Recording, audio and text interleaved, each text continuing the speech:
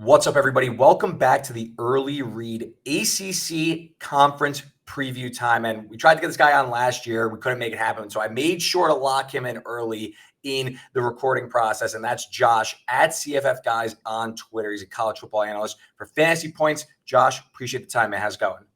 It's going well, man. I'm excited to be on your show. I've seen you in so many different spaces and excited to finally get on with you and talk some ball.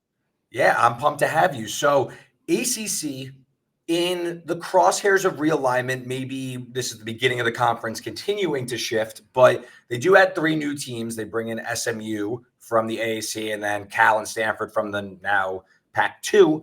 So before we talk about the teams, Josh, is there any thoughts you have, like big picture about the ACC with adding some new blood, or do you think that maybe it's business as usual? Because the odds board does look pretty similar from a top end perspective, but do you think that maybe there's some chaos with these new brands entering the mix? I know SMU, of course, is thought of as a dark horse. We're going to talk about them, maybe not as much Cal and Stanford, but anything about the change of the ACC?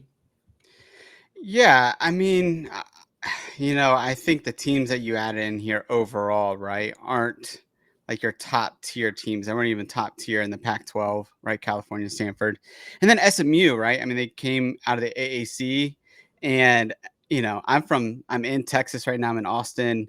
I love SMU football and love them in the American, but they've underachieved for several years, and I think that their coach Rhett Lashley has them on the right path, and they've been recruiting at a level over the last year that would really put them on par with ACC teams.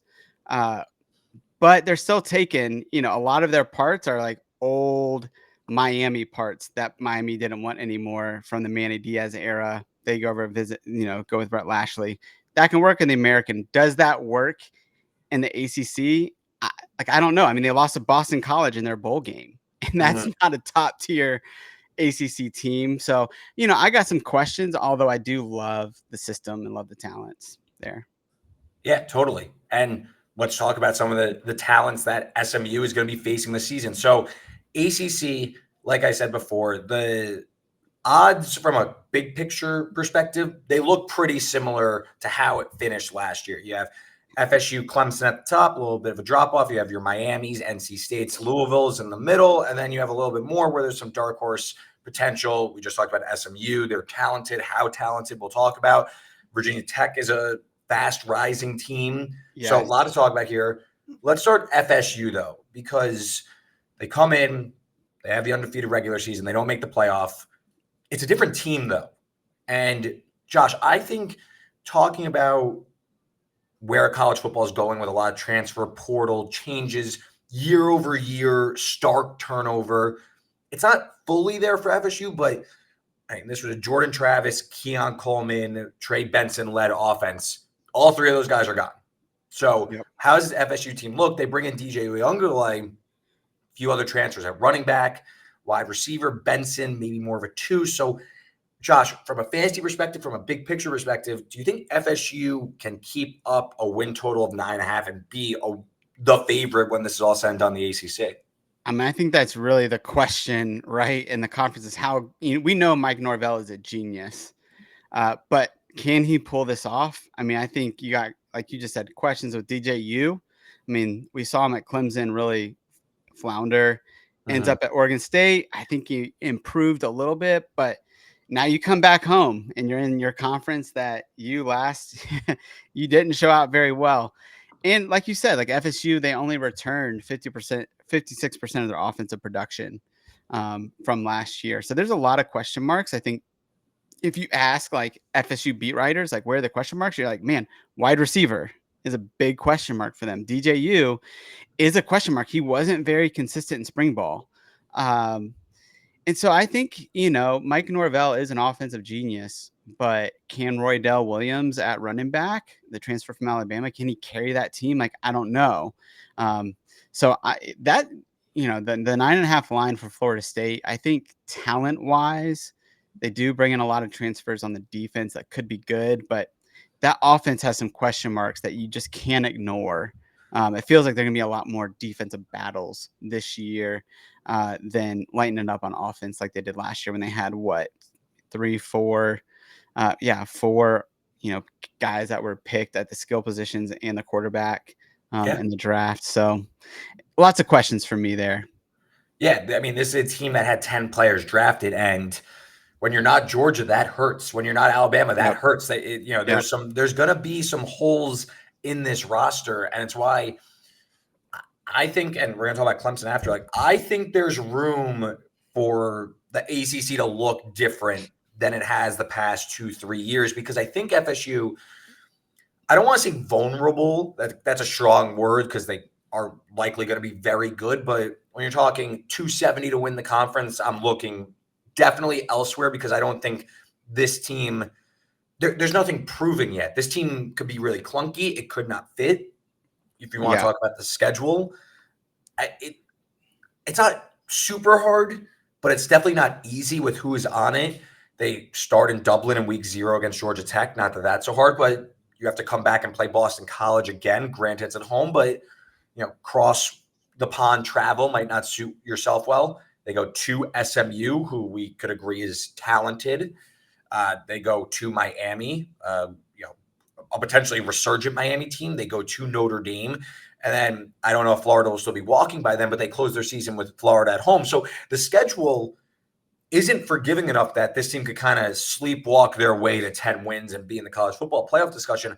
I think there's some serious downside for the Noles this year. Again, you don't need much to go wrong to finish 9-3. I agree with you, though. Josh, you made a good point about the defense. They lose Jared Verse, but there's some talent still there, between Marvin Jones Jr., Patrick Payton. There's some guys there. So I think the defense is enough to hold up. It's where does the offense click, right? Right. And I mean, you look at, that Georgia Tech game at the beginning of the year. Like, if Georgia Tech is really good offensively, and they've been scheming all offseason. Let's just play the narrative game. They've been scheming all offseason for this game. The defense still has to gel. They haven't played together in a game yet. So if it takes them in a half, like, what if Georgia Tech gets up 21-7? They could totally pull off that upset in week 1. This is an offense. I mean, you look at Oregon State was like clean cut for DJU to step in there, play, smash mouth football, really lean on the ground game, really simple route combinations for DJU. I don't know if FSU has that, so I think it's fair to really question the upside. I mean, from a fantasy perspective, are you doing anything with the Noles? Again, DJU is kind of a polarizing fantasy quarterback. I know he could run, but the passing volume just really isn't there. Right. And, you have Malik Benson, right, who's transferred from Alabama. He didn't do well there, but he goes like round 20 ADP in drafts. Like, we usually do like 30-round drafts in CFF. And then you got Roydell Williams. It's 15-20. But those are your highest guys that are in DJU's around the same, versus last year, all the Florida State players were going like top 10 rounds. So, yeah, there's definitely in the CFF community, college fantasy football community, everyone's down on that offense a little bit. And then you just go, even if DJU is much better, who's he going to throw to? If Malik Benson just doesn't, turn the corner completely. And even then, I don't even know their wide receiver 2-3 is all that impressive, to be honest. So just a lot of question marks. This feels like a team that will be better heading into November than they will in September. And maybe that doesn't hurt them. But like you said, like, Miami, Clemson, and Notre Dame could all be losses on that schedule. And if the win total I saw was 9.5. If they don't hit 9.5 wins, they're not going to win the ACC, not going to go to the ACC championship, and they're not playing for a bowl game. So I think you're dead on. I'm like, there's a lot of question marks with this team right now that are just hard to answer. Yeah, I'm not sure if I'm like rushing to bet against them like preseason, but again, I'm looking for like ACC contenders, because this team's being priced like it's very, very likely they're at least in the ACC championship game.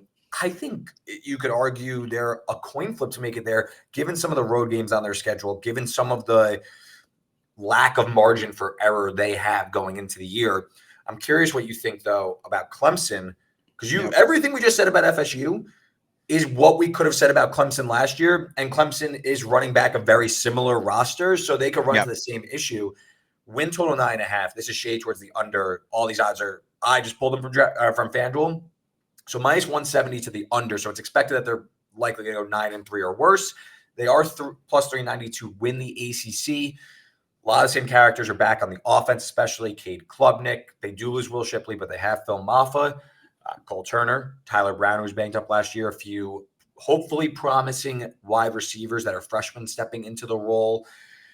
Can a full season of Garrett Riley kind of rejuvenate this Clemson offense? Because I sipped the Kool-Aid last year after TCU national championship run. Garrett Riley goes to Clemson. Yeah, I'm thinking, I can see this offense taking off. I think maybe it's a mix of things. I think I overrated Klubnik's ability, but also the quick turnaround into Clemson right before spring ball. Maybe it wasn't all up to speed for Clemson. So, Josh, do you think this offense is going to be better? Because I have some numbers for you, but I'm curious what you think about Clemson's offense heading into 2024. So, yes, I absolutely think they're going to be better. I think Cade Klubnik's a huge question mark, right? Like, we just don't know. And here's why I say that. Their top receivers last year were Tyler Brown, a true freshman, and Antonio Williams, who was hurt part of the time. Their outside wide receivers were terrible, which is where Clemson has been historically amazing, right? Up until T. Higgins. And even after that, they had a few guys that were pretty good.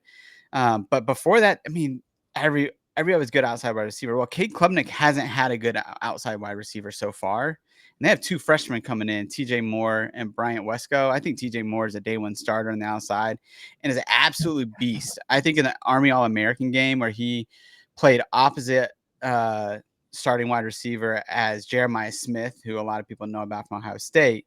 But TJ Moore caught 12 passes for 164 yards on the same field as Jeremiah Smith. And I'm not saying he's better than Jeremiah, but that day he looked really good.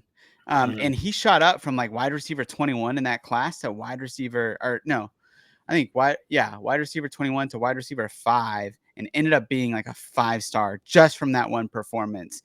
And I'm telling you, he's coming in and he's going to take a spot, and we'll see what Cade Klubnik has because I think that will help him. I mean, this was an offense last year, 91st in yards per play. Klubnik no vertical threat, and granted some of that's due to injury, but I think we saw some limitations also with some arm strength, with some ability to really get the ball down the field. So I wonder, can this offense get on track? Because the defense, they lose guys, but I give Clemson's core the benefit of the doubt year in and year out. They have a real program here where they tend to put together top 10, 15 defenses pretty regularly. They had some freshmen on the field last year. AJ Terrell's brother, Avion, at cornerback, TJ Parker, beast pass rusher. So I think Clemson's defense will still be, if not the best in the ACC, top 3 for sure. I think the floor is pretty high there. It's more about, does the offense take the next step? And so, Josh, we talk, I guess you have to put FSU and Clemson next to each other. Which offense are you more confident in going into 2024? So all that talk I just had about Cade Klubnik, I am higher on Clemson, but I will say this, I'm higher on them because of Phil Maffa. He's the best player on either team by far. I think if Clemson gives Maffa 300 touches, right, receptions and carries, then they can absolutely win 10 to 11 games and win the ACC. And they're a better team than Florida State if they do that. But will Garrett Riley do that? Will they get cute? Will they try to prove that Cade Klubnik can be a thing? Like, I think Cade Klubnik, like, again, everything I just said, I think he's probably a better game manager than anything else, like limiting his decision making, giving him some play action, right, with Phil Maffa instead of him just sitting back. Because he'll have, you watch the games, 2 or 3 throws a game that should be interceptions. Like, what were you seeing? Right. So go ahead. Go ahead. No, I think you're completely right. And I was someone who was I bet Cade Klubnik to win the Heisman before the season. He completely let me down. Me too. Again, the decision-making wasn't there. And I really bought into it because I thought the Garrett Riley offense, that they went Max Duggan, who wasn't even the week 1 starter, made it so simple. But I mean, you mentioned the freshman coming in. Can that maybe be the Quentin Johnston-like addition to that offense to make the TCU parallel? Is that what they were missing last year? Because someone like Bo Collins didn't, or Antonio Williams didn't really make it work. That's what I'm curious about.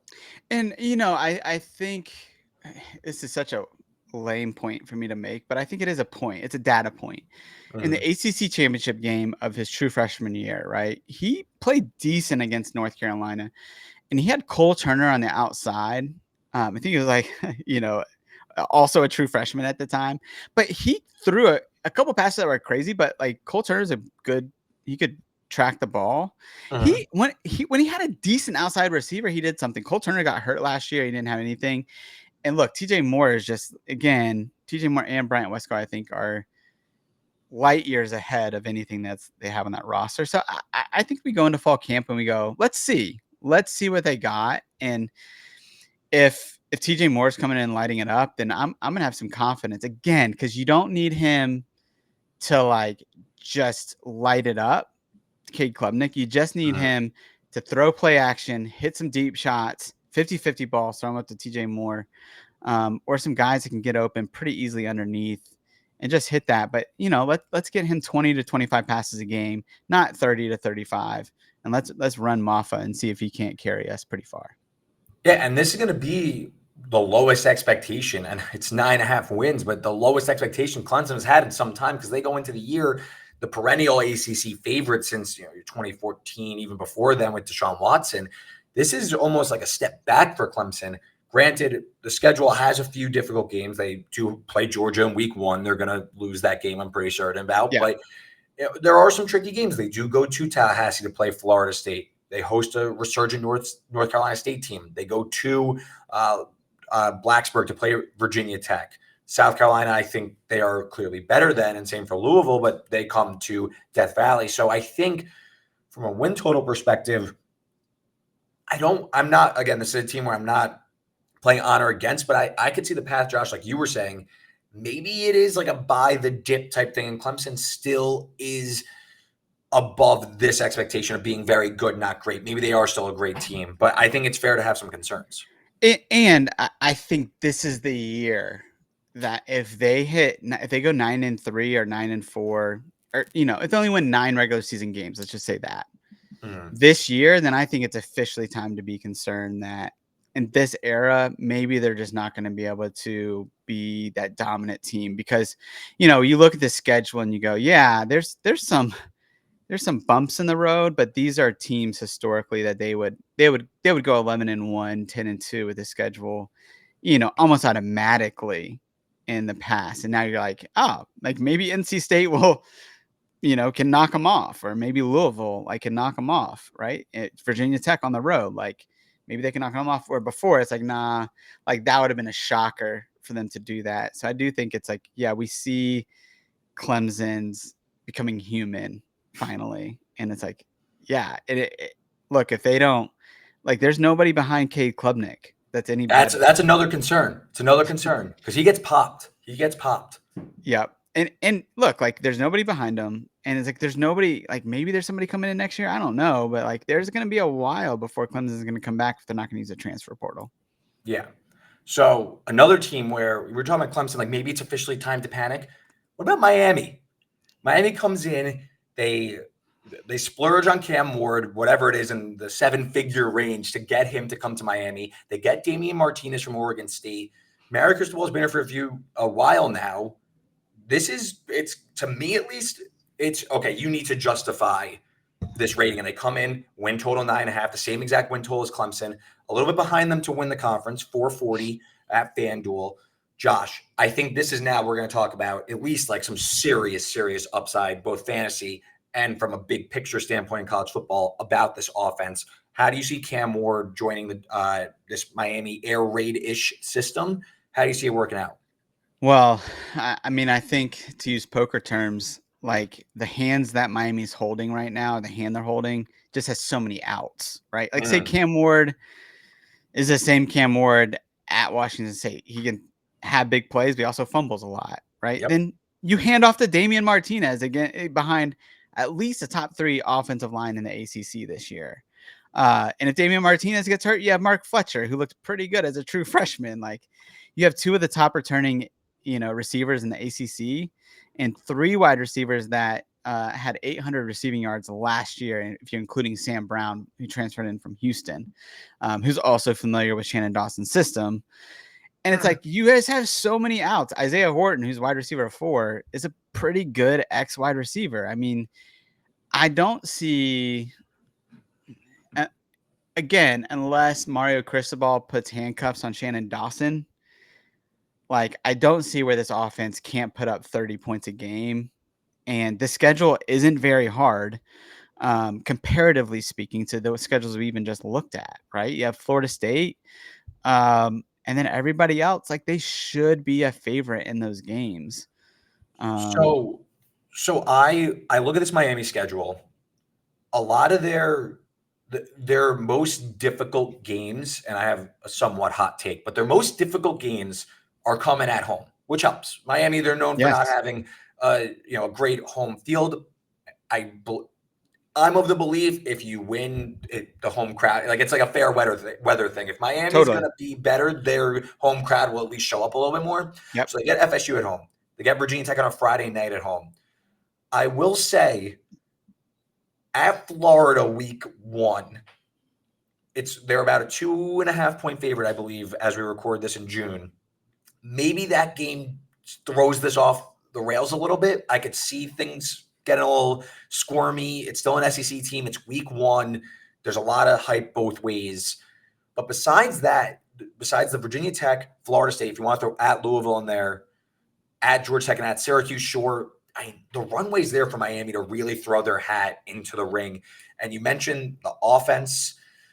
I think the offense doesn't have much concern. My biggest concern is on the defensive side of the ball. They really do lose a lot. They lose really like the real meat and potatoes of their secondary. Yep. The defensive line should be nasty, but I do wonder if they run into a passing offense, which there's not that much on the schedule, can maybe like cook them a little bit and it becomes a shootout back and forth and they lose something like that. How do you see the Miami defense in 2024? Yeah. I mean, I think you look at what they did in the transfer portal, and honestly in recruiting with the defensive line, and you go, man, they stacked up on the outside. They have a lot of pass rushers. And I think they did that right because of what you're saying, right? Their secondary has some potential holes, at least question marks, right? And so, but the way you negate that is you have a pass rush that can just get there. And they got 4 dudes, like Akeem Mesidor, who was hurt most of last year. You have Ruben Bain, a freshman All-American, who's unbelievable. 12 TFLs last year. Yeah. I mean, that kid is incredible. And then you got Tyler Barron, right, coming over from, Tennessee and the litany of schools that he flirted with in the transfer portal. And so you just got a ton of guys that you can put out there and interchange, and there's more there. And so, like, I do have question marks. I do think their linebacking core is good. I also just think Lance Guidry is a very good DC. Yes. And he can cook, and he'll at least figure out how to shut down one side of things, right? And so, to your point, like, if they're facing a team that, like a Florida State, that they're not going to be able to pass the ball very well, but they probably can run the ball with Roydell Williams and the other weapons they have there. Like, he'll stop the run, right? And he'll make you one-dimensional. So, and you go on the schedule and you look at that and you go, honestly, like, Florida might be the best offense that they face on this schedule. It's possible. Graham Mertz cooked last year a little bit. Wisco. A little Graham Mertz action. I had no faith in him. And Trey Wilson is a problem. Like, he is so good. And then the running game's good there too.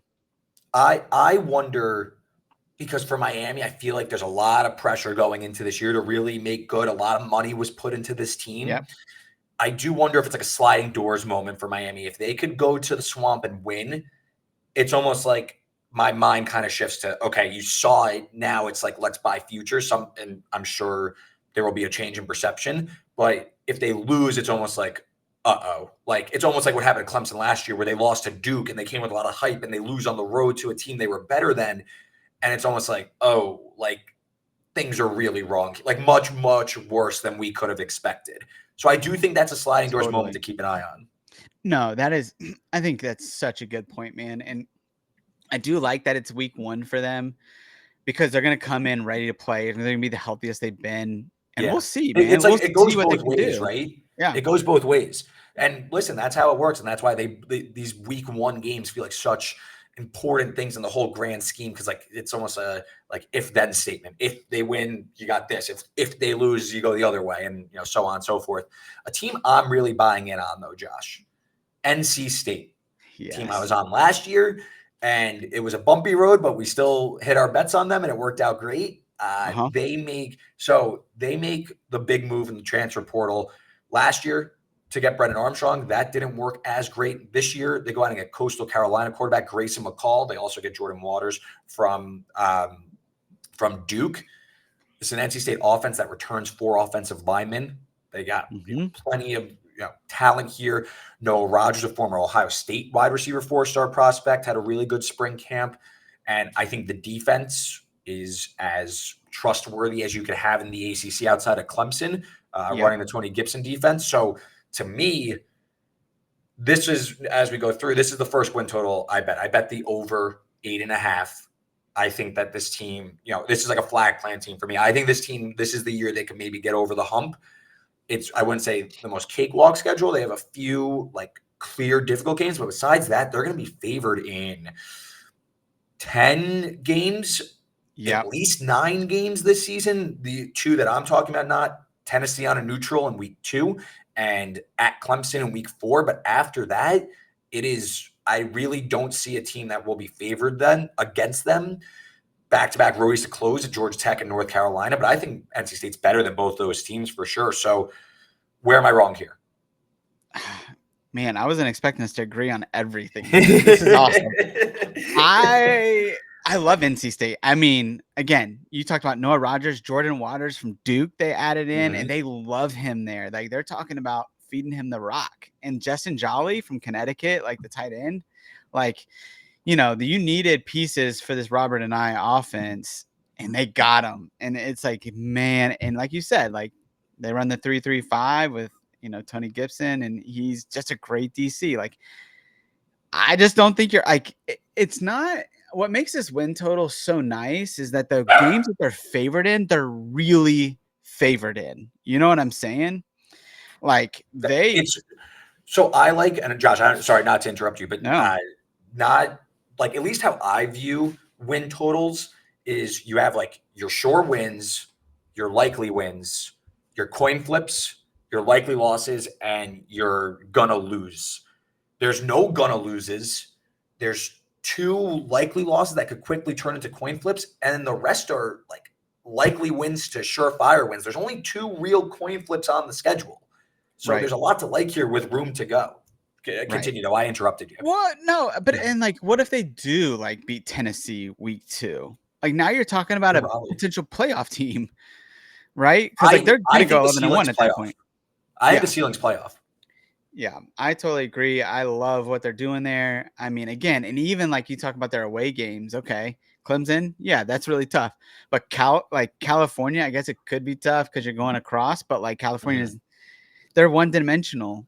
Like they're not going to threaten NC State, and like Georgia Tech, like UNC, like Max Johnson starting, like Tez Johnson, Tez Walker's gone. I'm sorry, like that. You're not going to be scared of, they go to Marion Hampton, but like, all right, you stack the box, like like there's just not on the road, like some of their toughest games.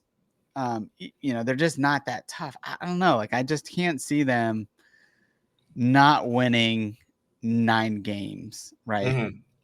I also overlooked when we were talking about NC State in terms of returning production. I mean, they bring back Kevin Concepcion, who was a freshman last year. They kind of moved him around. I think he's a really unique talent. And also why I like this is, so you have a veteran in Grayson McCall who last year wasn't great after Jamie Chadwell left for Liberty. I think this Robert and I offense that I rated really well coming into coming in last year, and why I like the Brennan Armstrong getting back together. I think that offense more RPO. I think it's going to work better than last year's Coastal version, where it was a little bit more not up to the standard that Grayson McCall played like. So I think this offense is a pretty high floor with a talented quarterback like McCall, and also returning production in terms of skill players and also the talent they went out and got. So again, we're moving down the board here. And like, this is a team where I see ACC title upside that I think how the market is judging them, it's not as they're judging. It's like FSU and Clemson and everybody else. I think you're starting to see like, this is a team that can get into the mix and maybe like outperform expectation just a little bit. Yeah, totally. And to be fair, Grayson McCall last year had Tim Beck as his head coach at OC. Yeah. He's like, he's terrible. Like, let's just call that what it is. Like, it's not Grayson McCall's fault that, and also Jamie Chadwell's a genius, and Willie Corn and what they're doing. But so is Robert and and he makes it so easy, right, for those guys in that system. So are you targeting the NC State offense from like a fantasy perspective? Oh, yeah. Like Jordan Waters, I'm getting, if he's around round 12, 13, I get him. KC, round 3. I like Noah Rogers later. I can get him rounds 20 and beyond. So all these pieces, Grayson McCall, he's going higher and higher now. But, all these guys are guys that I want in CFF for sure. Great. So let's move on to Louisville. Last year, they had an easy schedule and they took full advantage of it in year one of Jeff Brohm. They go to the ACC title game. It was pretty embarrassing that they lost, but hey, they went to the ACC title game. So yeah, Louisville win total 8.5 this year. So pretty big jump. A little bit more of a difficult schedule. They lose Plummer. They bring in Tyler Shuck, who injury-riddled career, touted recruit, hasn't been able to stay on the field. 13 starts across 4 seasons. They lose Thrash and Jordan. They bring in guys like Ja'Cory Brooks and Colin Lacey from South Alabama, Ja'Cory Brooks from Alabama, Mark Redmond from San Diego State. So Brohm raided the portal a little bit to replenish what he lost from this ACC title team. The defense, elite pass rush last year.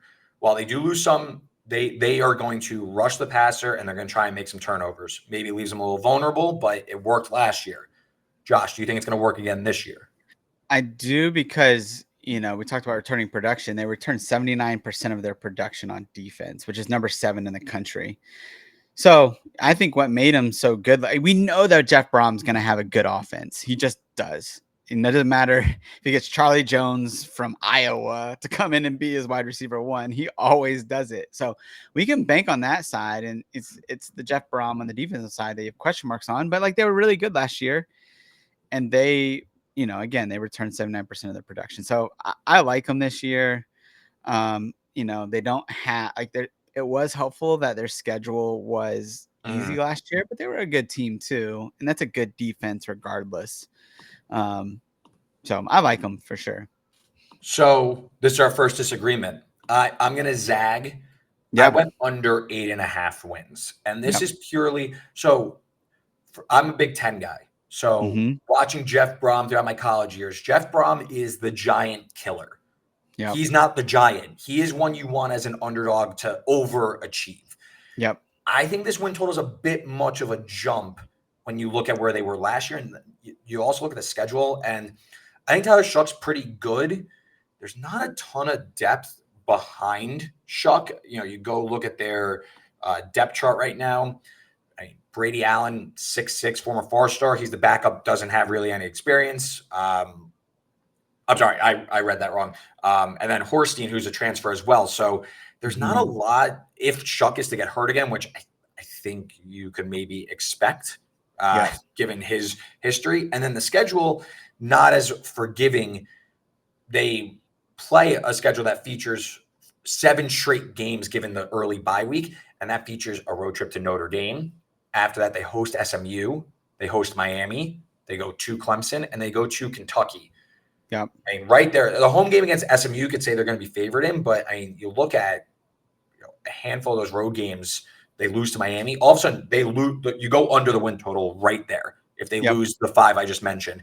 And I just think, given the depth concerns and the transfer reliancy, maybe this team takes a bit of a step back, and this is a bit of a jump in win total relative to what happened last year. Because again, where I like to fade win totals is when like the perception's changing a little bit faster than it probably should, given what happened last year.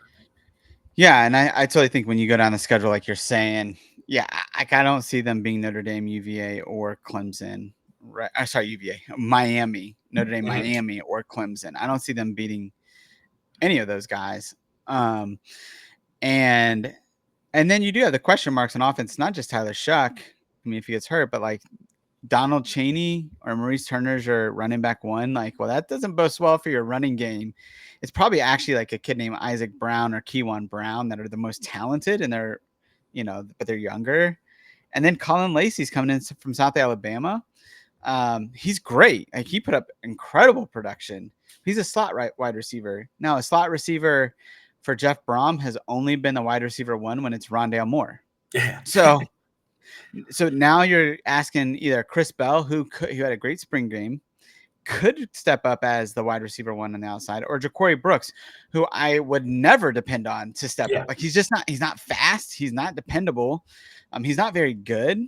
And so there is a chance that these outside wide receivers just don't live up to expectation on top. So I'm agreeing with you in this. There's a lot of question marks on this offense where things could go awry. Like, I wouldn't bet on Louisville going over for sure.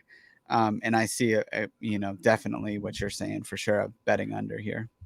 It's more to me, just when I look at, okay, like let's say Louisville is rock solid again and they're decent and it's a 7-win team. That's great. Like, to me, if the team is rock solid and decent, I want to bet like over 5.5, 6.5. I don't like when they're 8.5. You don't have much margin for error, especially when you're going to be underdogs in all these games. So that's kind of my philosophy. Like, to me, a team that I think it's almost like Louisville, maybe it's more of like a flat arrow. I don't even know the word for that, like a neutral sign, and like maybe downward trending. Whereas, like, to me, Va Tech is trending upwards, and that is a team with a similar win total of 8.5. They're now 12-1 to win the conference. What do you think about Kyron Jones? Because I see a lot of hype about Kyron Jones coming into this year. Yeah, I mean, look, I think he has a good receiving core. Playing a lot of DFS last year. I did play a lot of Kyron Jones because he's so cheap. And look, the dude is an incredible runner, and he's a developing passer.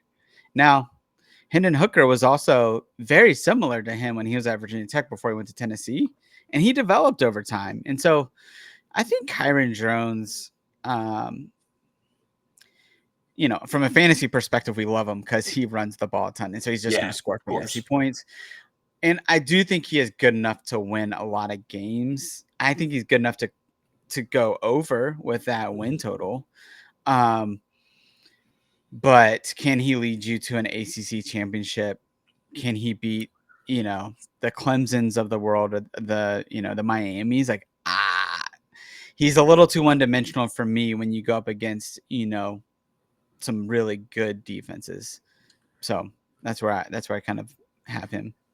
Yeah, and I think Drones, first of all, where the team was before he stepped in for Grant Wells, they were in disarray, so they could take anything.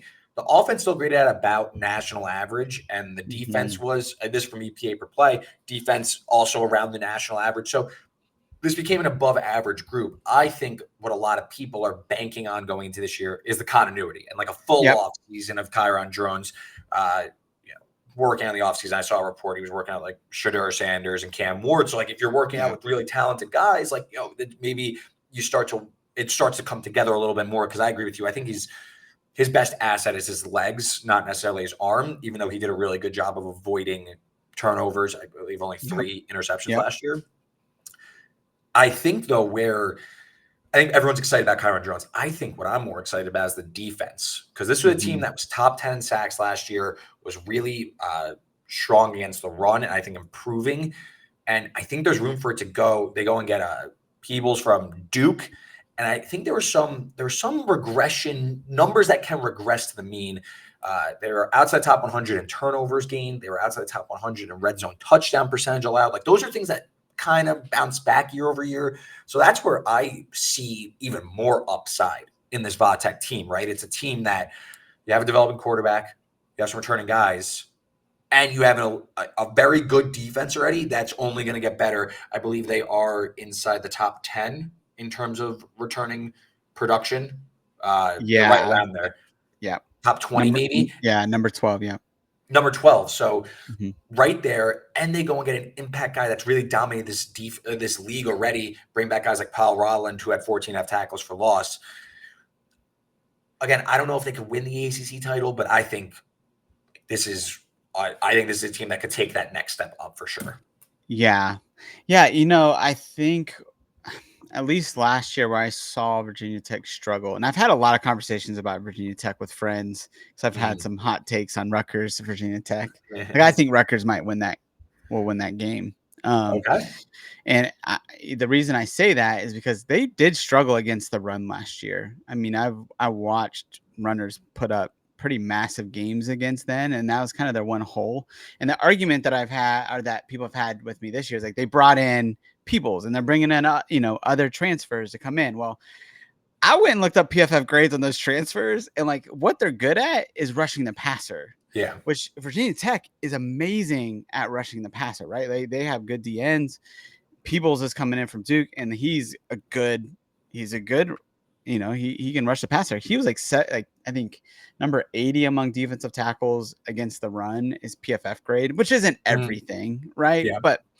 And he's not like a huge guy. And so I just have some question marks when it comes to like the Rutgers of the world, where, a matchup where it's like, man, they got a really good running back that, could give that defense some struggles, and they're going to be good defensively, where they could give Kyron Drones some struggles. So like a game like that is kind of one of those ones where I'm on the fence, but like how many teams this year do they have on the schedule that can run the ball? And it's not many. It's not many. You go through the schedule. You mentioned Rutgers. The game does come at home, which helps. Yep. They go to Miami on a short week the following week. Okay, so that's one. Syracuse is going to be improved, but I wouldn't say that's like a for sure loss. It's more of a coin flip. They host Clemson. This is a schedule that really sets up favorably for them to win a lot of games for sure. For Brent Pry to really take the step forward. I haven't bet the over myself just yet, but I do project Tech to win 9.02 games. So pretty much win 9 games. So I'm projecting to go over this win total. Yeah. And it is interesting. Like I think when the lines came out, I believe it was at 7.5 and then it jumped up to 8.5. And so it does feel like people are on it, but it's like, yeah, like this is a team that like this would be where I would bet them. Because I do think I think outside of Rutgers, Miami, and Clemson, they're going to win the rest of these games. Again, like Vanderbilt does not have a run game. Marshall, they're G5. They're not going to, Stanford does not have a run game. BC does not have a very good run game. Like Georgia Tech, same thing. You go down the list. Syracuse, like they're going to be one-dimensional. Kyle McCord stinks. LaQuint Allen, you just load the box, and he's not a big running back, right? He's not the type that's going to give them. So anyways, you go down the list on these teams, and it's like they're teams that are probably better passing teams, and Virginia Tech will eat them alive. Yeah. I think they definitely can win 9 games easily. So we mentioned before SMU win total 7.5. It's juiced way high to the over. They're 18-1 to win the conference. So I think SMU can win the ACC. I truly believe that. Wow. I think you look at not only a team that returns a ton, pretty much all of their key contributors from offense. Yep. Defense has, again, they played in a AAC that's a little bit different, so this is going to be a jump, but they were still, 40 sacks. That's 5th in the country. They were 14th in Havoc. I think that, bringing back 5 of 7 guys that had at least 3 sacks. Secondary is a concern, but this to me, before I even get to the offense, which was damn near national elite and played some elite teams, and I think they acquitted themselves quite nicely against a difficult schedule last year. They didn't necessarily get over the hump, but going to Oklahoma and TCU, and they looked decent on offense. I think Preston Stone got better as the year went on. Yes. The schedule, in my opinion, is super favorable because I look at it. They host BYU, who they're just better than. They get a bye. They host TCU in a rivalry game. Josh, you're in the States, so They host FSU in their ACC debut. What else would set the tone for the ACC than beating FSU on their home turf? Yeah. Outside of that, at Louisville, sure, but I don't really see another loss on the schedule. So that's why I really like SMU paying a little bit to get the over on the wins. but also even putting a flyer on them to win the ACC at 18-1. Preston Stone, by all accounts, is going to be fine for the season. They returned pretty much their entire offense, including a former ACC running back in Jalen Knighton, and all their key contributors in the passing game. I think the sky's the limit for this SMU team. So I think upside is tantalizing with the Stangs. Let me hear about your in-state Mustangs now, Josh. Yeah, it's going to be hard for me to get on board with that, just because they did well against their schedule last year. They won the games they should have won, and they lost the games they should. But the problem is, even they did good against TCU and Oklahoma, which TCU is a pretty average, P5 team last year. They didn't win any games against, P5 opponents last year. And so now you're asking them to come in, and the schedule is, favorable for them, but like they played a Boston College team that they didn't beat last year. Bowl game though, bowl game. Yeah, bowl game, but they had everybody. Lashley can fire up the boys now. Yeah, I mean, chestnut checkers with the Mustangs, and like Kevin Jennings started, and not Preston Stone. I do think Kevin Jennings is good. But I look at the schedule and it's like, okay, like maybe, but they also play like 10 Power 5 teams, I think, on this schedule. I mean, that's just a lot for them to come up. There is a difference between the American and the ACC. And so I do think even the guys they got in last year, LJ Johnson, Jalen Knighton, these were guys that were not, like Miami wasn't wanting to keep, Jalen Knighton or any of the guys that they got. And they have an undersized, like Elijah Roberts is an undersized defensive lineman, like who is incredible in the American. But like now you're stepping up into the ACC. Not saying the ACC is huge, but like, it's a totality of like, okay, you got to play this schedule throughout, and it's not just one or two games. So I don't question the talent necessarily, but I just question, can they do this? They need Jordan Hudson to step up and be unbelievable. Because even last year, the way they won those games is they were just better. Like they were more talented than everybody else they played. So can the coaches can they scheme? I think Rhett Lashley can scheme, but his scheme is actually pretty simple. And it's not like the ACC has never seen him. They saw him for a couple of years. I don't know. I think your concerns are totally valid. Mine is a mix of the fact that there's at least some pedigree on the roster. It's not a total, like to me, if it was Tulane moving into the ACC, like that's a different type of jump. Whereas at least SMU, maybe the guys weren't as talented, but they at one point had the grade and the pedigree to go to a Miami or, bringing in Harvey from Miami again, Deuce Harmon from Texas A&M. So there is some sort of pedigree. That's what brought me to them. And then the schedule for sure. I just see a runway where this could be a really successful year. And again, where the conference, I just have questions about the top. So I'm looking like kind of shake it up a little bit. Well, and you look at just getting into the schedule, Cal, UVA, Pitt, Duke, Stanford. For me, those are the bottom six. Yeah, exactly. Bottom six teams in the conference, right? And then you play Louisville and Florida State, where we just talked about Louisville. Like they could be good, but like, what if they're not good offensively? Then this is a battle, and it's like, well, Preston Stone's probably even if Tyler Shuck's healthy, I think Preston Stone's a better quarterback than Tyler Shuck. So, I can totally see, where you're coming from. And they do spread out, and they have 3 bye weeks. Because of the week 0 game at Nevada. Yes. They're like a 3 touchdown favorite, I think more. Yeah. So you do. Okay. So you get TCU, but you have a bye week before that. And then, so you do see some of that here where it's like, okay, the bye weeks are helpful when there's 3 of them to rest up and to heal a little bit. So I don't think it's out of the question. I think for me, they're like, I have them ranked, maybe 8th or 9th in the conference. So, right in the Louisville, Virginia Tech range. Yeah. So another team that has a lofty win total, making changes, we'll say. Syracuse, Yeah. they go and hire Fran Brown, bringing Kyle McCord from Ohio State after he falls out of favor. This was a team when I was first looking at the transfer portal and trying to put together some ideas for the season. I was like, I look at Syracuse, I'm like, okay, they have a lot of talent here. They bring back Gadsden. Quinn Allen's pretty good. Got Justin Ross Simmons in the portal. Like we said, Kyle McCord, he's at least half decent. He's not complete garbage.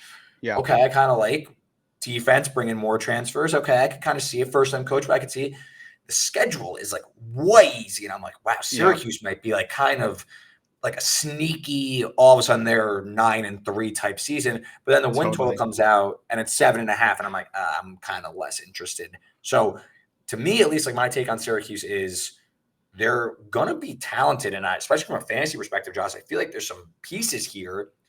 They might be favored in 10 games if you look at the schedule. Yeah. I think there's a lot to like with Syracuse. I mean, they go to NC State, they're going to be a big dog. They host Miami, they'll be an underdog.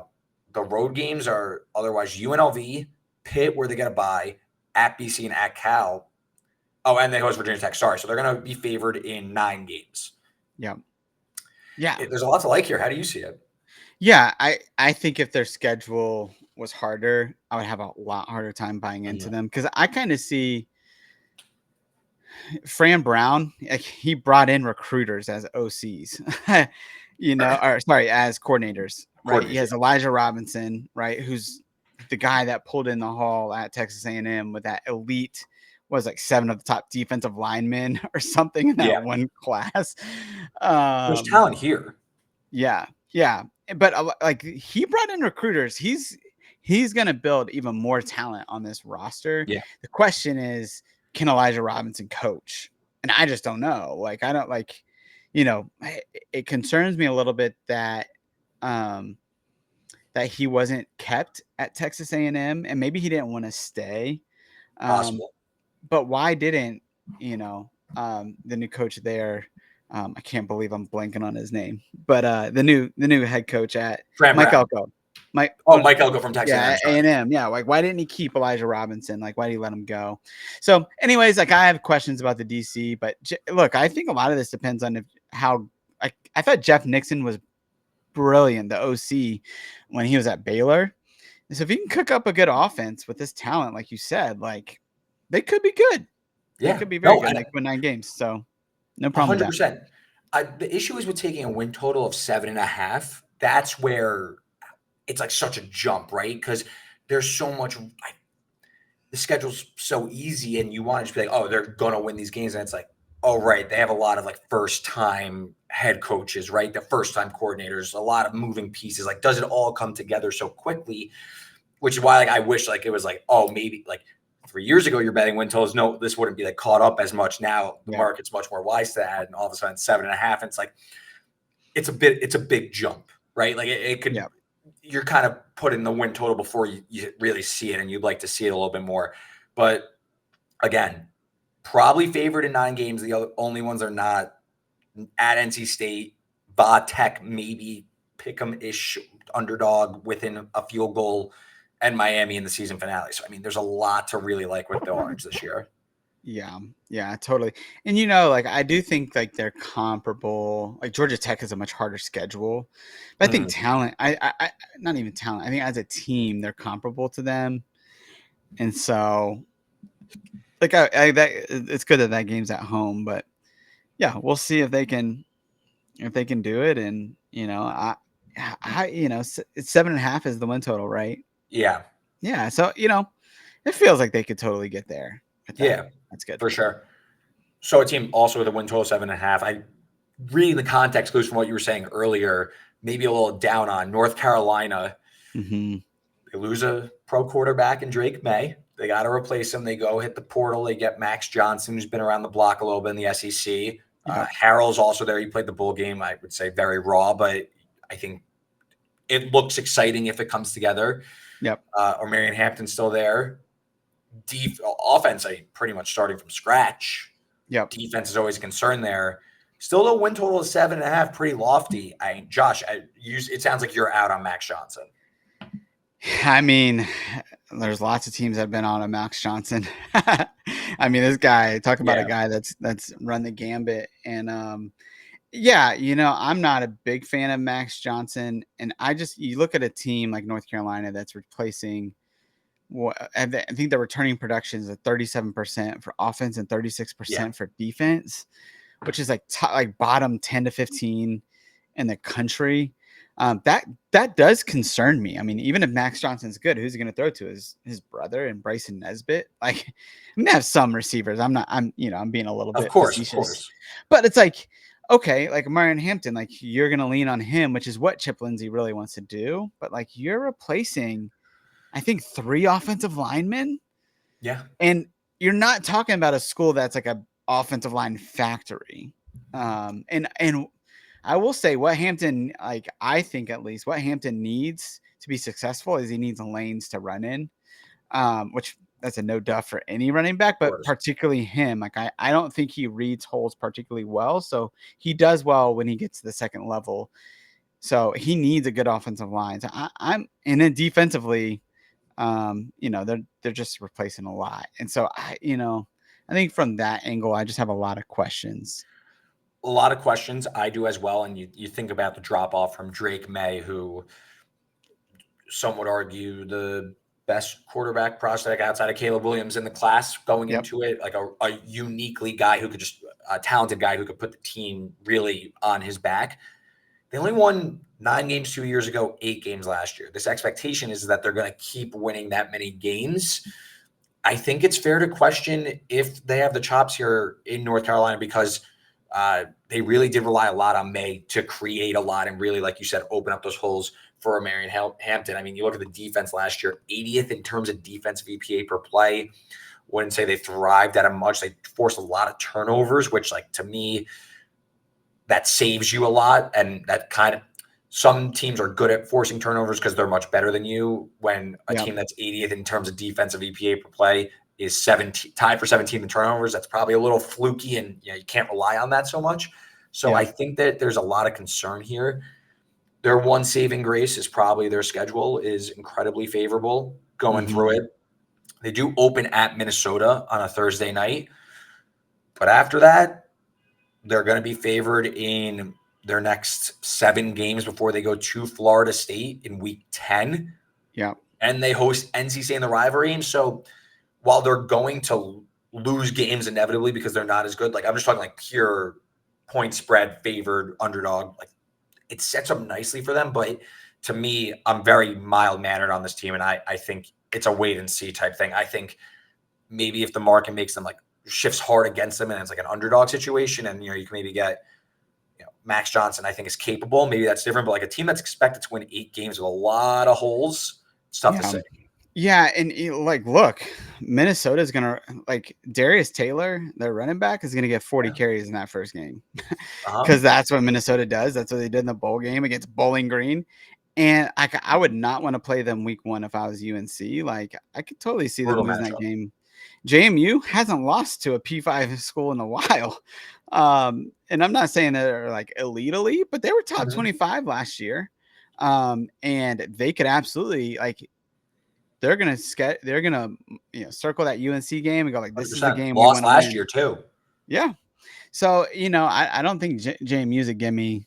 And then like, look, Pitt. You never know what Pitt's gonna be because Pat Narduzzi's crazy. But Georgia Tech again, like a toss up. UVA, I think, is gonna be better than they were in previous seasons. So No, I don't there's a know. lot A of lot of there's a like lot of iffy games. landmines. There's a Yeah. lot of landmines on the schedule where they'll be favored, but it's not like we were talking about before, like big win, like for Yes. sure win, likely win. This is like a lot of likely win coin flippy type things where they'll be favored, but it's not like they're walking into UVA, who I agree with you. We're going to talk about a little bit. Maybe there's some signs of up arrow, not a game you really want. Right. So I think we it's fair to say there's a lot of concern here with UNC going into the season. Curious what you think about Cal, Yeah. a team I was on last year. I held near and dear to my heart. I love that offense. Even Jaden Ott, even when they went to Francisco Mendoza, I love Yeah. that team. I don't like them anymore. I'm out on Cal. The offense last year was the saving grace with Jake Spavital, and they were really good. They were dynamic. Yeah. Promoting the O-lineman coach, the offensive coordinator, a little hands-offy. The defense, some serious signs of step back. And to me, like that's what Justin Wilcox held his hat on.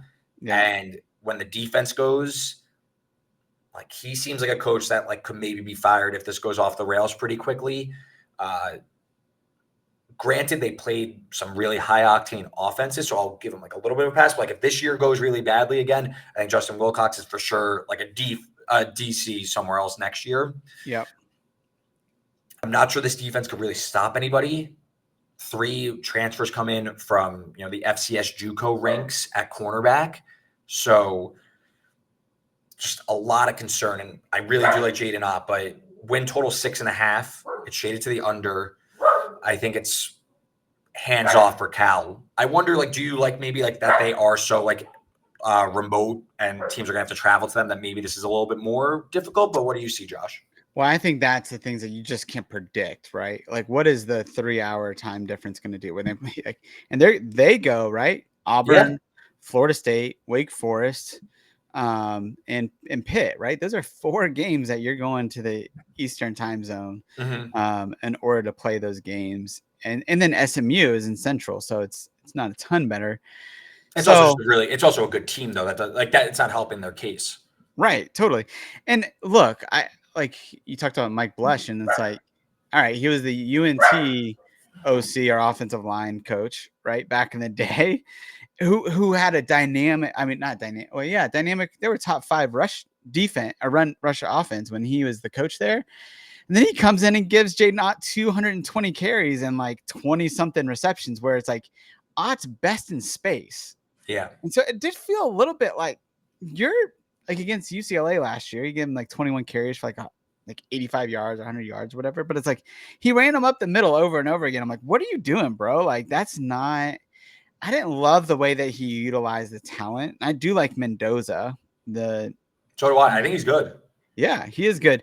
So but you just go, okay, like bunch of question mark. Like there's some talented guys in this wide receiver room potentially. Like they were high, at least recruits, Tobias Merriweather, Mikey Matthews. But we don't know. Yeah. And we don't know whether Mike Blush is going to be able to call a game that's going to be able to good enough to get them the ball. So there's just a lot of question marks for me with this team. New DC as well gets promoted from the ranks. And you go through the schedule again, the win total 6.5 at Auburn, gonna lose. At FSU, gonna lose. Miami, you're a big underdog. It's at home, but you're probably going to lose. NC State, at home, you're probably going to lose. At SMU, we'll say, is like another likely loss. Okay, there's 6 right there. You're under the win total. Granted, it's minus 150 that way, but it's just tough for me to see. I think if they go bowling again, that is like a really good job out of Justin Wilcox. I just see like way too many avenues to this team struggling too much. Outside of that, I mean, like we don't really know what to make of Oregon State. Pitt going to look a lot different this year. I just think there's a lot of question marks with this team. I don't really have much else to say, though. Just a question, right? Yep. Total questions. But you don't want to be betting on questions. Yeah, we don't like betting on questions. We like as much certainty as possible going into the most chaotic sport possible. Yeah. As we drag down the ACC, you're going to hear me start to say the same thing about like questions, either teams that like have tons of questions or teams that are trending upwards. To me, Duke falls in the same bucket. Questions. Could not tell you. I mean, I've done the research, but I can't tell you confidently that this team is going to be any sort of competent. They hire Manny Diaz. They bring in Brewer, who was most recently a quarterback coach at SMU. They hit the portal and get Malik Murphy, which I think sounds better than it's actually going to be, right? Like he showed some flashes at Texas, arguably the best offense in the entire country last year. And then when he had a full start, they had to go wire to wire with the Kansas State team they were better than. So not sure it's going to work, especially when this team is devoid of weapons. Sure, they have Jacquez Moore and Jordan Moore back, but I don't know if that's like super competent. Again, Riley Leonard made it work, but this is a team that really loses a lot. And the defense loses Owe, who's at Notre Dame now, and Peebles, who we spoke about, is at Va Tech. Yeah. To me, like this is a year 0 vibe. This is like a full start over for the Blue Devils. Totally. Yeah. I mean, look, like going down like Miami's a loss. NC State is a loss. Virginia Tech is a loss, right? Yeah. Florida State, SMU. That's 5 losses right there. And their win total is what, 6.5? Is that what you said? 5.5. Sorry, if Five I and a half. misspoke. The win total is 5.5. Yeah. So, like then the rest of them, you just don't like, again, like Malik Murphy, like he looked incredible in that spring game. And Yeah. then when the bullets started really flying, he looked really raw. And you just don't know. Again, question mark at the position that you don't want question marks at is, it's just a top, not a team I'm going to bet on. But man, it could be really fun. Malik Murphy, an Yeah. offense where he's just going to throw it up potentially, like because like they brought in Jonathan Brewer, who is he's like an understudy of Rhett Lashley and all Yep. that. So he's the same, air raid type. So it could be awesome and fun, and like they got some weapons, but who And to knows? me, though, the defense was the backbone of the team last year, and they lose a ton as well. They're out to the top 100 in terms of returning production on that side of Yeah. the ball. And again, this is where, similar to Louisville, like Duke the last 2 years under Mike Elko, like serious strides forward as a program. And now you're Mhm. getting a win total that's saying this team is going bowling. I just don't see it with again, this is a completely different team. So like this is under all the way. You mentioned the schedule. I mean, you could potentially see after their bye week where they lose 4 straight, where they host SMU at Miami, at NC State. That doesn't even include games against VOD Tech, at Georgia Tech. We have questions about North Carolina. I think we at least could agree that North Carolina has more talent Oh and is a yeah. little bit more put together. So to me, like this is a team where there's like some serious downward trajectory going into Yeah. this year. But like And, you said, listen, maybe Malik Murphy's pretty good. yeah, and like look, UNC, I mean, not to get too much into the weeds, but like the downhill running style of Amarian Hampton is exactly what works against a Manny Diaz defense who just wants to get up, crash the lanes, get up, tackle for loss, but then they're going to get up an 80-yard run, and they'll give up plenty of them against Amarian Hampton in that game. That was some like high level insight there. I love that. Love that. Yeah. I love that. So you do college football fantasy mainly. Like, are you in the FCS ranks also because Pitt brings in Cade Bell from Western Carolina? Yeah. I know this was a top 10 FCS offense. My question Mhm. is, because I do think like it's a really good hire, and I like Narduzzi kind of getting outside the box a little bit. Is the Totally. right roster in place though for it to really execute? Like, is it gonna work this year, or is he got to let this roster kind of come together around Cade Bell? Yeah, I mean, Cade is super interesting, right? Like the stats are incredible. I think it's his dad, Kerwin Bell, maybe. Mhm. They're both from Valdosta State. He was the OC at USF a couple years ago, and I lived in Tampa for a couple years and had season tickets to USF, so I'm Mhm. like really bought in. So I love Cade Bell and his scheme and kind of what they do. It's like it's pretty unique, but I think the biggest question is like, who's going to throw the ball and who's going to catch the ball, right? Exactly. Uh, like I just, Rodney Hammond, another question mark. Like, I don't see where he's got the weapons to produce what he wants to produce. And I don't know if Pat Narduzzi's there long enough for us to see what Cade Bell can do. I kind of feel bad for the dude because I just don't see if he pulls out a top 50 offense with this talent, like, dang, like Cade Yeah. Bell is going to get a fat contract at some point. Who do you think starts at quarterback? I I have no mean, idea. Could tell no, me any no of the clue. three. I have no idea.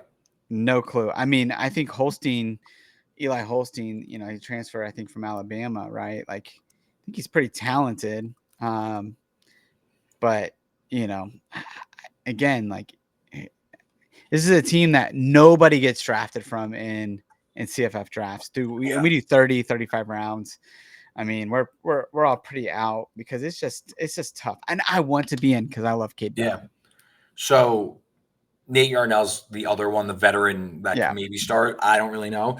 Win total 5.5. I have no opinion just because the schedule isn't very easy. I'd say a lot of coin flips that include at Cincinnati, West Virginia at home, if you want to call that a coin flip, at UNC, Cal home, I mean, I guess the real question is the only games they're going to be favored in are 3, where it's Kent State, Youngstown State, and they're going to be favored against Virginia at home.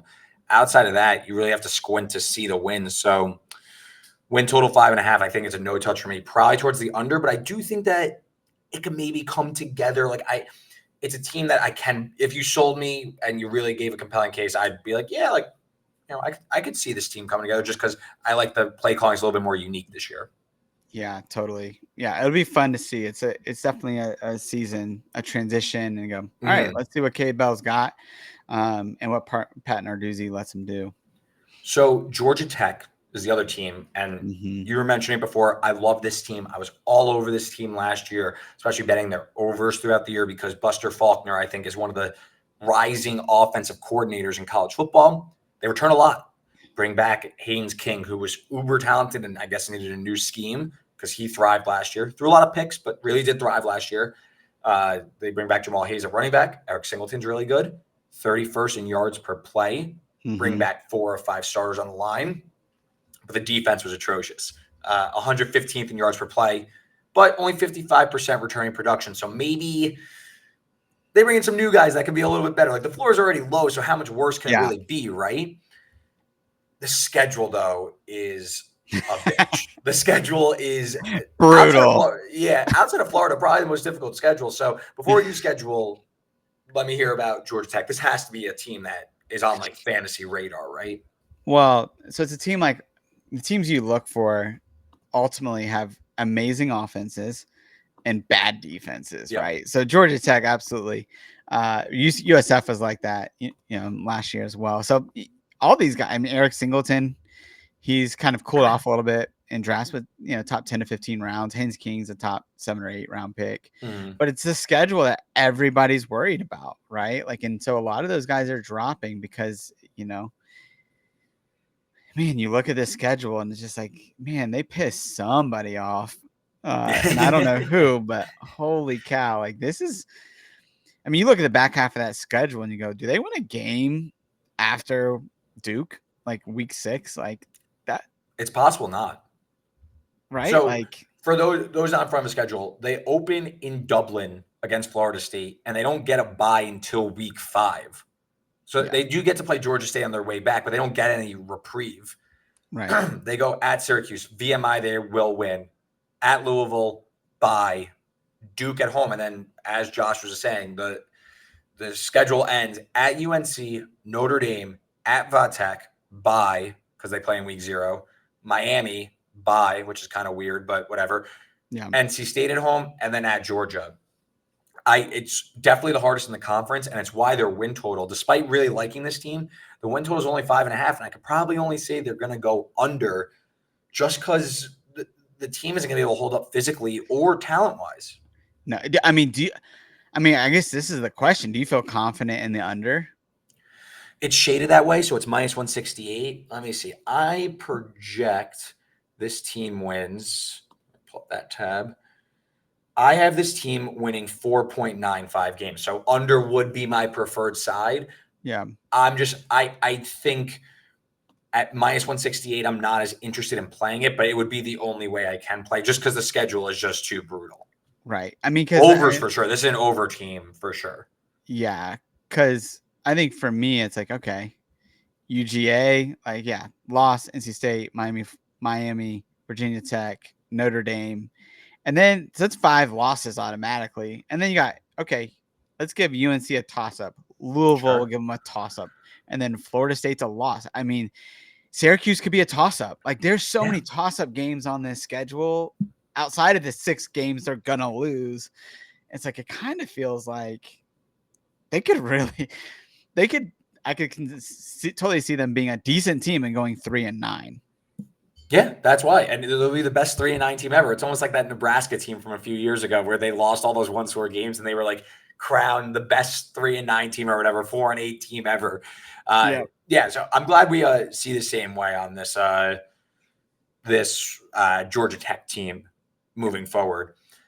Boston College is another team. This is a team I loved last year. I thought they were epic. Tommy Castellanos. So much fun to watch. Yeah, epic team. They're being downgraded I'm interested in your thoughts. Tough schedule for sure. Mm-hmm. But can this team be frisky from a CFF perspective with a guy like Castellanos? They bring in Bill O'Brien to replace Jeff Hafley. There's some guys coming in and coming back between Robichaux. Trayshawn Ward comes in from Kansas State. Leslie Bond is returning, their number one receiver. They get Jaden McGowan from Vanderbilt, 5'8" speedster. Shout out to the short guys out there. Bradley, a transfer from Texas Tech. Like there are pieces here for this team to be good. Again, the schedule's kind of tough. We'll get into that. But how do you see BC this year? Because again, win total 4.5 is pretty daunting. Yeah. My biggest question mark is, does Bill O'Brien adjust his system for Thomas Castellanos' strengths? Mm-hmm. And if he doesn't, then this could go bad really quick in so many ways. And, Castellanos in CFF is a guy that, he's starting to go lower and lower, which lower and lower is like rounds 8, 9. Mm-hmm. But he was like rounds 3 or 4 at the beginning. But you just go a lot of turnovers. A lot of turnovers. 15 to 14 TD INT last year. Yeah. But it's like, when a kid's rushing for like almost 70 to 100 yards a game, it's like he covers all sorts of sins. But will Bill O'Brien really be willing to adjust his system? And I don't know that Bill O'Brien hasn't struck me as a guy. I'm not a big Bill O'Brien fan in the sense of like, I don't think he plays his personnel very well. I think he's definitely tied to his system. So I just have questions of like, is he going to let Castellanos be Castellanos, or is he going to try to make him throw 30 times a game? And if he does that, they're in trouble because that's not Castellanos' game. Exactly. So I think he has to know, right? Like you just have to. Guys like 5'7" running around like a maniac. I mean, super entertaining to watch. I'll get in the schedule for a second. The defense was brutal last year. They had 11 sacks all year. Bottom 5 in explosive run and pass rate. I mean, they really only won via shootout and by beating up on some really bad teams. So again, this is a team I'm not interested in playing necessarily. I think I think it's a team early in the year you can get a beat on. Maybe this is going to stay an over team. Maybe Bill O'Brien is going to call the offense to really accentuate some of Castellanos' strengths. Because I think the skill position group is pretty good. On the upper end for the rosters in the ACC. We're talking a lot of these offenses might not be very good. This offense has some bite to it that can make it fun. So maybe it's like an over team. Like as I'm like thinking about how I'm going to bet this team moving forward, you look at the schedule. They play at Florida State. They play Duquesne. They'll win that one. At Missouri, they host Michigan State, which toss up probably. Totally. Host Western Kentucky, they'll be favored. At Virginia, toss up, probably an underdog. Bye at Tech, underdog. Louisville at home, underdog. Bye. Syracuse, call it a coin flip, probably an underdog. At SMU, underdog. UNC Pitt. I mean, there's just not a lot of wiggle room. I have them favored in 4 games. I'm favored in 4 games, and you got to really like squint to see those. So there's really only downside here from a wins and loss perspective. I'm interested to see what Bill O'Brien does here because I do think that there's some intrigue with this team for being so bad. Yeah, and I would be very curious if Bill O'Brien would just totally lean into the run game here. Hopefully. Robichaux's he's a sneaky good running back. Yeah. And Trayshawn Ward, he's definitely shown out in the ACC before. And then with Thomas Castellanos, you can almost run a triple option with this team and see what they got, and then throw it over top to Jaron Bradley and throw screens to Jaden McGowan, like Lewis Bond, the same thing. Like if you're just asking him to basically play basketball, right? Like, just spreading the ball around quite a bit to these guys and like short passes, like there's a way that they can win and do well. Even Kamario Morales, the tight end from UNC that transferred over, like he's decent. So I could totally see them being a good team. But just the marriage between Bill O'Brien and Thomas Castellanos, it's hard for me to get past it. Yeah, no, I think there's fair concern. We move on to Virginia, a team that somehow, some way, everybody wants to stay with this team. I mean, they're amongst the highest returning production on both sides. It has to be Calandria, right? Like, no more Tony Muskett. We need the Calandria experience more often. They love Tony Muskett. Like, I don't know why.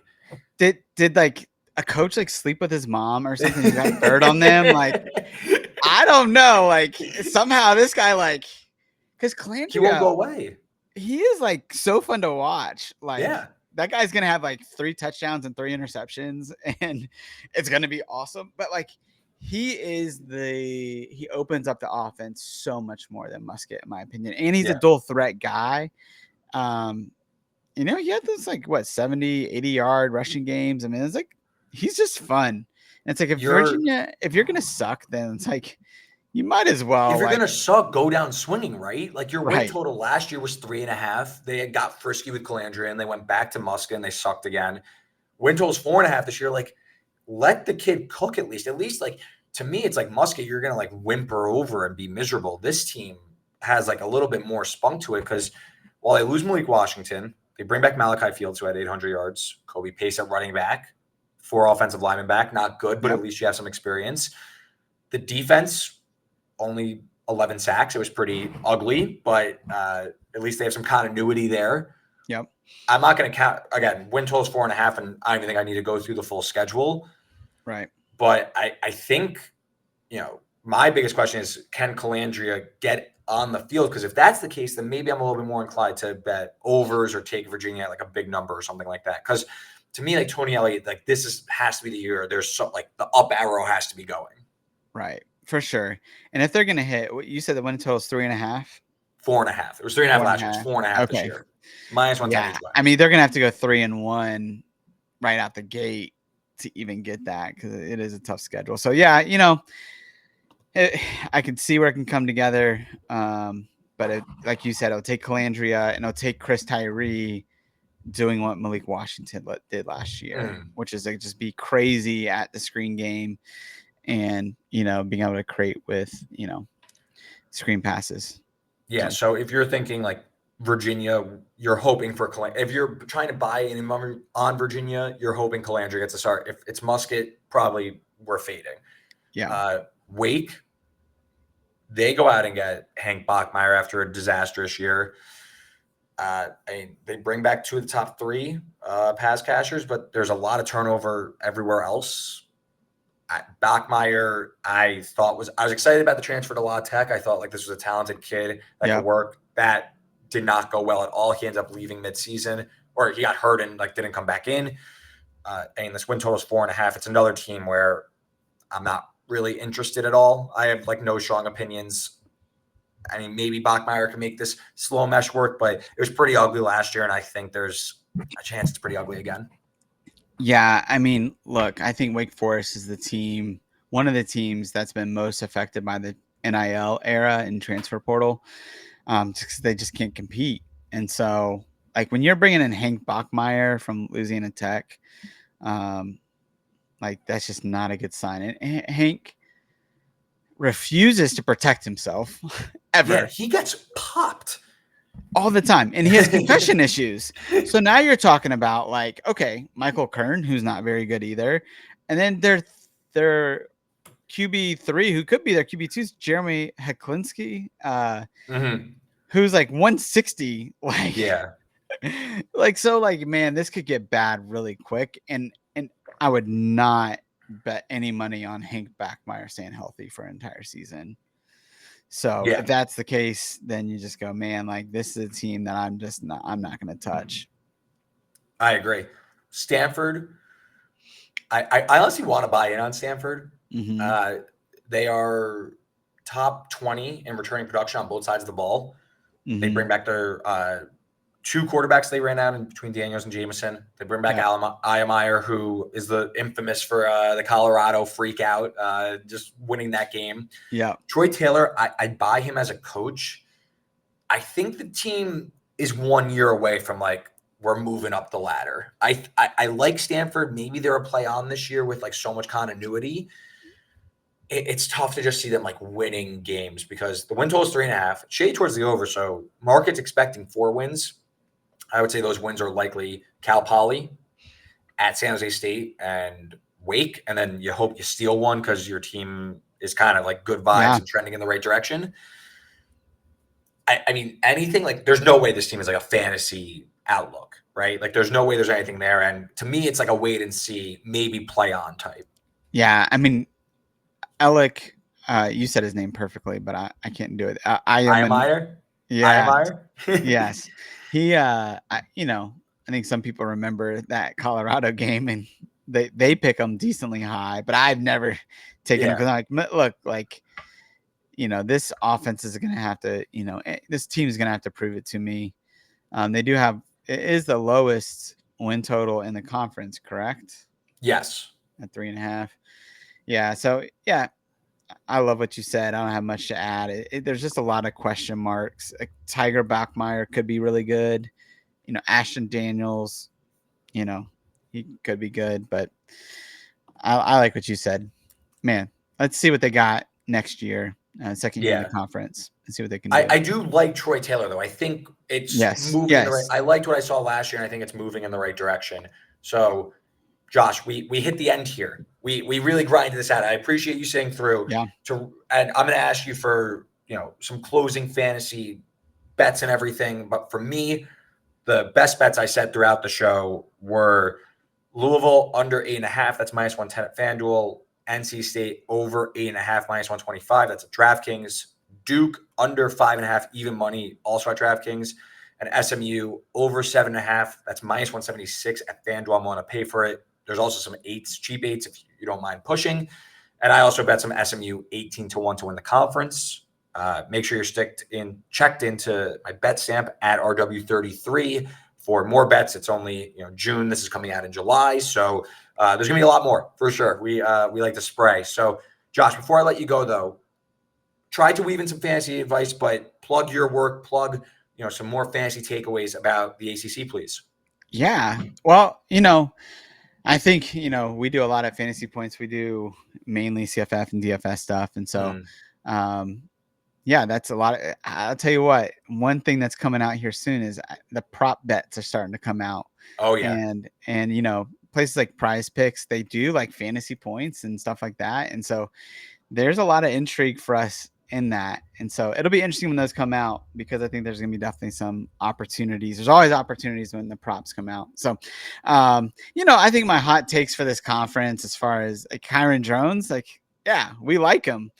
Cam Ward, is another guy. NC State, bet on that offense. They're gonna be good. Omarion Hampton's a first-round pick every in every draft that you're in. So those are some of the kind of upper echelon type guys that we got. For sure. Josh, I appreciate, man. Enjoy the rest of the summer. We got to have you back on during the season. You can follow him at CFF guys on Twitter and check out his work at fantasypoints.com. You can, of course, follow me at Reed Wallach on Twitter. We'll be back next time. We're going to do our Big 12 conference preview. Until then, enjoy the summer, and we draw closer to college football.